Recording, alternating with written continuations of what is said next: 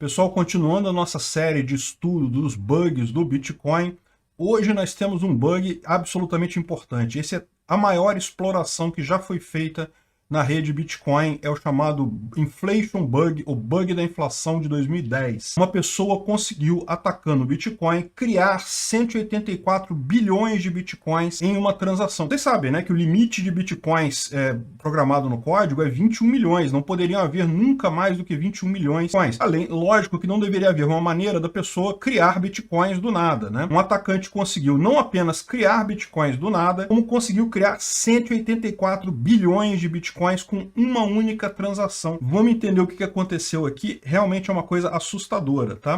Esse bug é o bug CVE 2010-5139. É o terceiro da lista aqui que tem no CVE. E o que ele fala basicamente é que justamente um integer overflow, na verdade poderia ser um underflow, porque na verdade é negativo, não? Integer underflow negativo permite que atacantes remotos contornem restrições econômicas e criem quantos bitcoins quiserem com uma transação Bitcoin maliciosa, alterada, né? Esse aqui é um dos raríssimos casos em que houve exploração. Alguém foi lá e fez isso. E aí a equipe do Bitcoin foi lá e resolveu, conseguiu resolver tanto no código como reverter essa transação. Vamos entender como é que isso aconteceu, porque isso também dá uma boa garantia de como é que seria o caso de, vamos dizer, né? Esse erro aconteceu lá no início, em 2010, tinham poucas pessoas na rede, pouca gente ainda usava Bitcoin. Mas aquele negócio, nenhum software está livre de falhas. Pode acontecer de novo hoje. Como é que seria corrigido esse tipo de coisa hoje? Vamos supor que alguém consiga achar um bug que efetivamente dobre as regras do Bitcoin e crie Bitcoins do nada e coisa e tal. Como isso seria resolvido hoje? Vamos entender. Primeiro, entender exatamente qual foi a história do bug, né?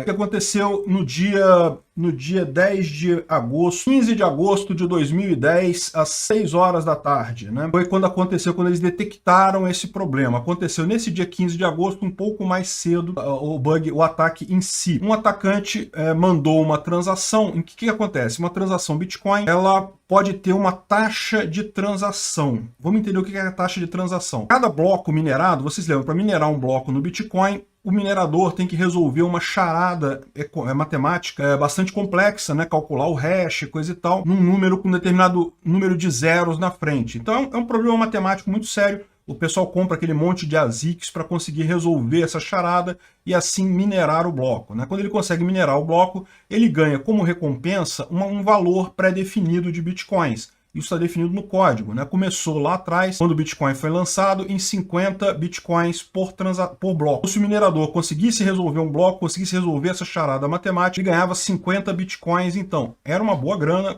mas a cada mais ou menos 4 anos, né? A cada um número específico de bloco, isso diminui. A cada 4 anos, mais ou menos, né? Você for ver, são chamados halvings do Bitcoin, né? Então, quando ele começou, ele foi lançado no dia 3 de janeiro de 2009, valia 50 bitcoins a recompensa para quem minerasse o Bitcoin. O primeiro halving aconteceu no dia 28 de novembro de 2012, passou a ser 25 bitcoins por recompensa, que aqui ele está mostrando a porcentagem, né, dos bitcoins minerados, não a recompensa que dada para eles, né? Mas enfim, caiu pela metade, começou 50 bitcoins, caiu para 25 bitcoins no dia 28 de novembro. O segundo halving aconteceu no dia 9 de julho de 2016, caiu para 12,5 bitcoins por bloco minerado. E o último aconteceu aqui, está falando esperado em maio de 2020, porque esse aqui está atrasado, tá? Na verdade já aconteceu no dia 11 de maio de 2020, o terceiro halving do Bitcoin, de forma que agora um bloco minerado vale 6,75 ou 6,25 para quem minerou aquele bloco. Ainda é uma boa grana, 6 bitcoins dá um bom dinheiro. Então, essa é a recompensa que o minerador ganha, né? E assim vai diminuindo toda a vida, até em algum ano, lá em 2100 e alguma coisa, vai ter 0 de recompensa. Não vai ter nenhuma recompensa para o minerador que fizer a transação que resolveu o problema matemático, que é a mineração. Aí você pode falar, poxa, mas então não vai funcionar, ninguém vai querer minerar. Por que você vai querer minerar, gastar energia elétrica, você não vai ganhar nada, né? Pois é, a ideia é justamente que isso vai ser substituído pela taxa de transação.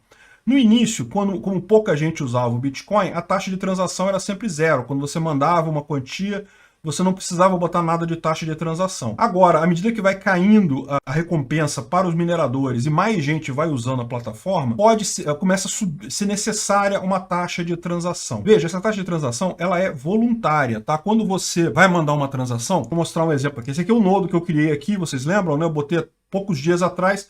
Ó, já está faltando só 1 ano e 48 semanas de transações para ele baixar. Daqui a pouquinho ele já vai estar com o nodo completo. Se eu fosse mandar alguma grana aqui, eu vou botar um endereço Bitcoin aqui, posso botar um label, que é só uma identificação para mim mesmo, para eu saber sobre o que eu estou mandando esse Bitcoin. E né, posso botar aqui o endereço Bitcoin, botar alguma observação aqui, digo quantos Bitcoins eu quero mandar, 348 Bitcoins. E aqui eu posso escolher taxa de transação. Eu posso botar nada, eu posso dizer que eu não quero nada, 0 de taxa de transação, não tem problema nenhum, né? Agora, eu posso também botar um valor. E qual é a questão aqui? Os mineradores, quando eles vão minerar um bloco, eles escolhem as transações com as taxas mais altas. Porque lembra, eles vão ganhar essas taxas. Então é interesse do minerador pegar as transações com taxas mais altas para minerar primeiro. Então o que acontece no blockchain aqui, né? Repara que tem as transações aqui que vão compensar em 10 minutos, em 20 minutos, em 30 minutos. Por que tem essa distinção? Essas aqui são as transações com valor de taxa de transação mais alto. Então são as transações que os mineradores querem pegar primeiro, porque vai dar mais dinheiro para ele. E aí, do ponto de vista da pessoa que está mandando dinheiro, você também fica livre. Se você, não quero, essa coisa não é importante, eu vou botar uma taxa muito baixinha, né? Ou pode botar até 0, você pode dizer, não quero botar taxa de transação nenhuma. 1 hora pode ser que compense a sua transação, mas vai demorar, porque lembra, sempre que entrar uma transação com um valor maior, a sua transação vai ficando para trás, né? Não é interesse do minerador minerar uma transação, incluir uma transação no bloco, se ela tem um valor muito baixo. Ele tem um limite de transações que ele pode colocar no mesmo bloco, ele não pode colocar todas as transações no mesmo bloco, ele só pode botar algumas. Então, no que ele tem que escolher as transações que ele vai botar ali, ele vai escolher aquelas que têm o valor de transação, a taxa de transação mais alta, né? Inclusive, no próprio programa aqui, ele permite que você use recomendado aqui. Ainda não está ok, justamente porque ele não baixou todas as transações. Ele precisa baixar para ele poder dizer qual é a recomendada, né? E na recomendação aqui, você diz qual é o target, ou seja, você quer uma coisa muito rápida para provar em 20 minutos, ele vai botar uma taxa de transação lá em cima. Não faço tanta questão assim, essa transação não é nada importante, pode confirmar em 1 dia. Então ele vai botar uma taxa de transação mais baixa, porque vai levar mais tempo para confirmar isso daí, né? Ele pega esses valores justamente dos últimos blocos que foram minerados. Por isso que ele precisa estar com isso daqui até o final para poder ele fazer essa conta da recomendação, né? Aqui eu não consigo mandar, lógico, porque eu não tenho dinheiro nessa carteira, não tenho nada, acabei de criar ela aqui, 0 bitcoins, então evidentemente eu não consigo mandar nada para ninguém, mas essa aqui é a taxa de transação. O que acontece nesse caso, né? Isso gera um bloco lá na transação, né? Quando o minerador vai processar o bloco, e essa taxa de transação ela fica com uma diferença entre o valor enviado e o valor que é para ser destinado a um determinado nodo. Então você tem um valor inicial e um valor final. O que aconteceu aqui, tipicamente quando você tem uma diferença, eles consideram que isso é exatamente uma taxa de transação e coisa e tal. Mas eles nunca contaram com taxa de transação negativa. O que o cara fez? Ele botou uma taxa de transação negativa. E aí o que acontece? Em tese, ele aceita, porque né, o valor é voluntário, você bota quanto você quiser, mas quando ele acaba sendo processado lá no código, isso dava um erro de overflow inteiro. Lembra, números inteiros em computador, na verdade, eles são usados como complemento, né? Então, na verdade, é um número inteiro muito grande, indica que é negativo, na verdade. Então, no final das contas, foi aí que criou esse bug, gerou 184 bilhões de bitcoins. Isso daí passou por todas as checagens de todas as regras. Por quê? Porque em muitos lugares aquilo era visto como um número negativo, então não tinha problema, passava negativo, né? Não faz diferença nenhuma, mas no final, quando isso foi creditar no bloco em si, acabou virando um número muito grande, no final das contas, de Bitcoin, contornando todas as coisas, né?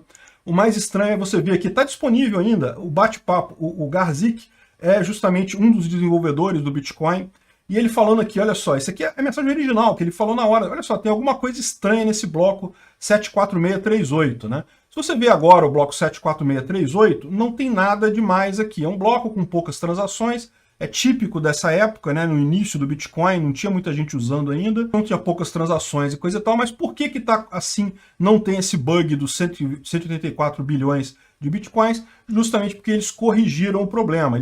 Ele mostra aqui o bloco, coisa e tal, como é que funcionou, o que foi isso daqui. Ele já falando aqui, ó, esse valor é justamente o int 64 max, ou seja, o inteiro, o maior número do inteiro possível em satoshi armazenado lá. Então realmente deu um negócio negativo e foi esse o problema. Passou por tudo. O cara efetivamente criou 184 bilhões. Houve o ataque, houve um momento ali pelo dia 15 de agosto de 2010 que durante algumas horas, levou 5 horas, havia 184 bilhões de bitcoins em uma carteira na rede do Bitcoin, né? Aí aqui você vê a discussão dos outros administradores e coisa e tal, como resolver, não sei o que lá, qual é a coisa. Vamos dar uma olhada no código aqui, como eles resolveram isso. Está marcado aqui justamente na função check transaction, verificar transação, né? Ou seja, a primeira coisa que eles falam aqui é verificar overflow negativo, verificar por valores negativos ou overflow, que é justamente o bug 5139. Então ele checa aqui, ele checa todas as taxas de transação, né, que você colocou naquele bloco. Então cada pessoa pode ter colocado para cada transação uma taxa de transação diferente.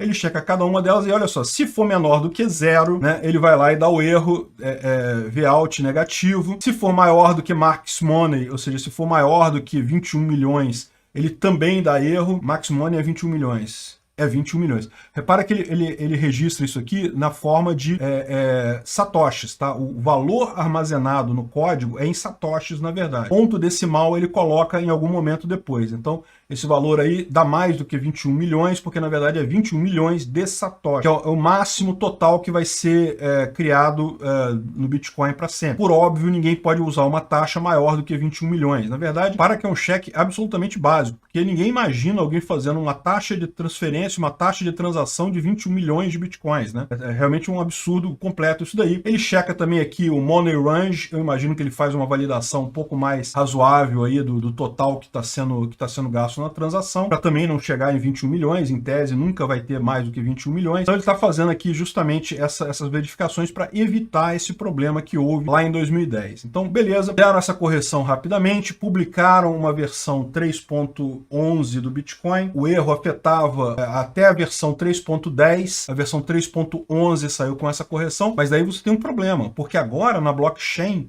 você tem uma blockchain com uma transação de 184 bilhões de bitcoins. Como se resolve isso? Lembra, a blockchain ela é imutável, ela não muda mais. Já foi esse bitcoin para lá, como é que você muda esse tipo de coisa? O que aconteceu na época foi justamente que foi identificado esse bug. O pessoal entrou em contato com todos os mineradores, com um grande número de mineradores, passou para eles o código corrigido e pediu para eles retornarem para o bloco 7467, né, que seria o bloco imediatamente anterior a esse. Eles até disponibilizaram uma cópia do blockchain no bloco 74637, um bloco antes do problema, de forma que os outros mineradores fizeram, ou a maior parte dos mineradores fez, colocou o código novo, que evita esse problema, colocou também o blockchain novo, que na verdade é um blockchain, voltou um blockchain antigo e passou a novamente validar as transações daquela ali, só que, como agora o código do Node, ele tinha a verificação para aquele negócio, aquela transação particular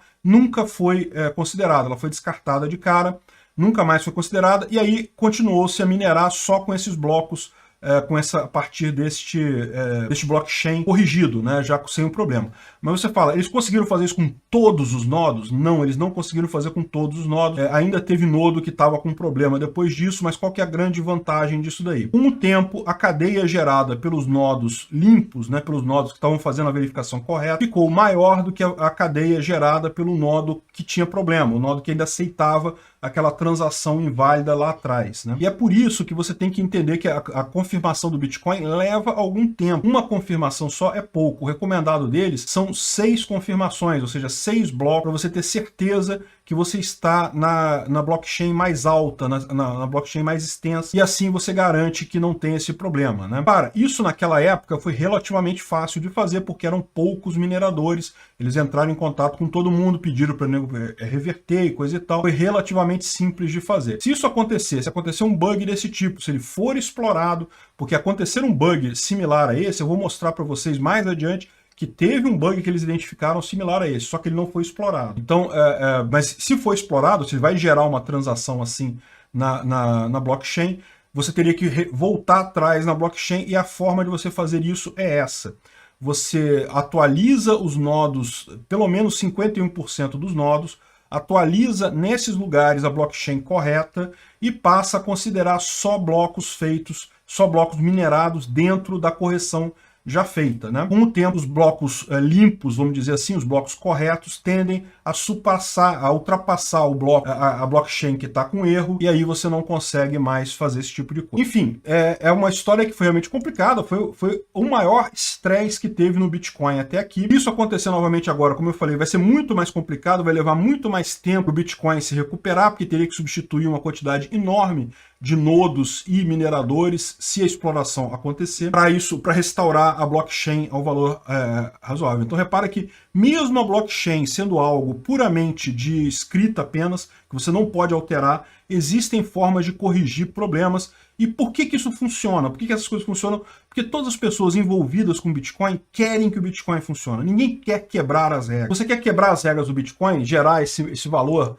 absurdo de não sei que lá quantos bilhões de dólares, e você está quebrando as regras, você está desvalorizando o próprio Bitcoin. Esse Bitcoin, no final das contas, não iria valer nada, porque se isso daí não fosse corrigido, esses 184 não iriam valer nada. Então essa é a beleza do Bitcoin. A própria teoria dos jogos, o próprio fato do consenso das pessoas que trabalham com Bitcoin quererem que o Bitcoin funcione, leva isso a ter uma estrutura muito boa, a ter uma confiabilidade muito boa. No caso de haver um ataque, haver algo que corrompe essas regras, é relativamente simples você corrigir, porque você pode pedir às pessoas, olha só, essa regra aí, esse bloco que aconteceu, isso foi um erro, claramente foi um erro, a gente precisa corrigir esse troço, porque senão vai desvalorizar o Bitcoin no futuro. E estando dentro das regras colocadas lá por Satoshi, desde o início no Bitcoin, isso não tem problema, isso vai ser aceito pelo consenso, as pessoas vão voltar às suas blockchains à altura correta, pelo menos a maioria delas. Se a maioria delas fizer isso, acabou. Mesmo que algumas continuem transacionando a blockchain errada, com o tempo,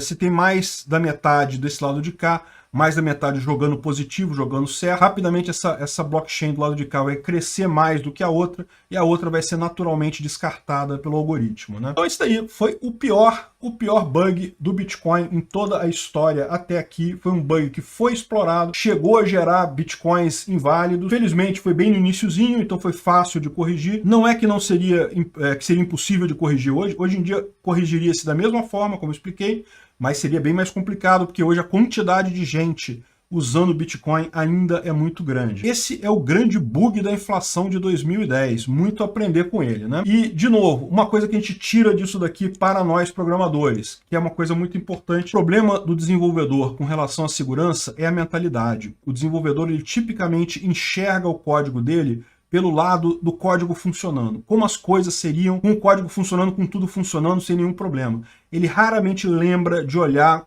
e se falhar. E se o cara botar um valor negativo? E se o cara botar um valor acima do limite? E se tiver um erro de qualquer tipo? Enfim, o desenvolvedor, ele tem que aprender, o bom desenvolvedor de segurança, ele tem que aprender a considerar a falha, pode dar errado naquela transação, pode dar errado. Lógico, uma vez descoberto o problema, você vê que rapidamente eles perceberam que era porque era um número maior que o inteiro, então certamente foi um negativo, foi um underflow, né? E underflow, na verdade, é quando é abaixo da precisão, né? É um overflow negativo, é o termo correto. Então, eles perceberam esse problema e aí resolveram isso rapidamente, mas é o tipo da coisa que realmente foi um problema sério. Tem que se tomar muito cuidado com esse tipo de coisa. É muito importante a mentalidade do desenvolvedor, de justamente tentar pegar. E aqui entra também uma outra especialidade, que foi algo que eu fiz a minha vida toda, de avaliação, de inspeção de segurança de sistemas. E justamente quando você chama outra pessoa para fazer o peer review do seu código, tipicamente vai ser outro desenvolvedor, vai ter o mesmo bias, a mesma orientação de olhar pelo lado positivo, pelo lado do sucesso do código, né? Então muitas vezes isso não é suficiente para o aspecto de segurança. Daí a importância do consultor que vai fazer a inspeção de código para pegar problemas. Porque quando fazia isso, você já vai para o outro lado, você já vai para o lado da falha. Você já começa a olhar todo o código da pessoa pelo lado da falha. O que vai acontecer se tal valor estiver fora do padrão, se tal valor está negativo, se tal valor está positivo, enfim.